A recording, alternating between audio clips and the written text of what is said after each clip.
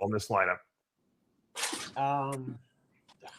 It's a lineup that's very tough to fall into. You know, I mean, it's the same old story. You got to see him next to people.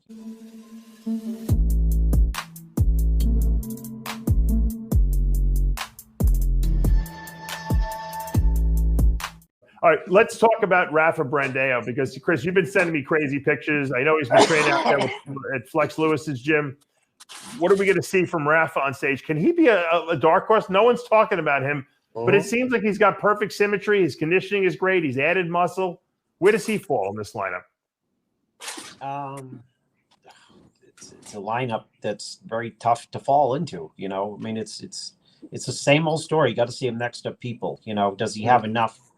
Does he have enough, you know, to be able to beat people? And I mean, I get pictures, you know, so I don't know. You know, I mean, pictures is one thing, and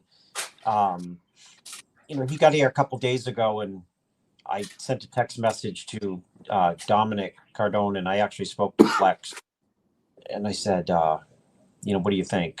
And they just were, you know, they couldn't stop with the accolades.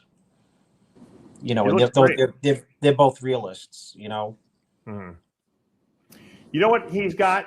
And Jose, you mentioned this before in relation to some other bodybuilders, but he's got perfect balance. There's nothing, you can't say there's one body part better than another, because everything kind of flows the same. And so your eyes don't go to any one body part, but he's devastating on stage because he's always in great shape, and he's got that perfect symmetry, and he'll beat a lot of guys that might have freakier body parts than him, but that just don't flow as well as him.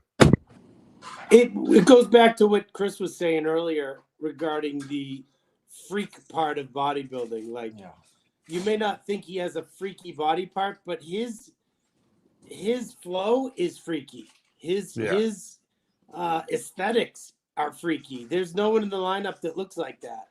He looks like an action figure with the perfect delts and the perfect pecs and the way everything's put together. He's man, I'd say him and Andrew Jack have like my two favorite the way they're put together physiques. If you made an action figure or a cartoon character, that's what it would look like. You know? Now, to tell if he is big enough, we'll find out Friday. Yeah. But I mean, he's over 250 pounds. That's a big dude, and when it's flowing that well, that's pretty big to me. Yeah. I hope that he's not misjudged because, you know, he doesn't have the deepest glutes or the driest. There's so many variables that he has that a lot of other people with better glutes, you know, do. I think he can beat a lot of people, and I hope that he isn't held back for you know.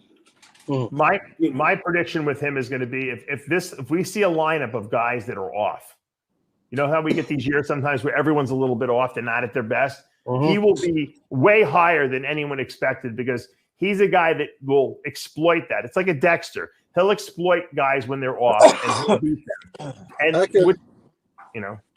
could see him between 6 and 10 somewhere. It's not unrealistic. Yeah. Right.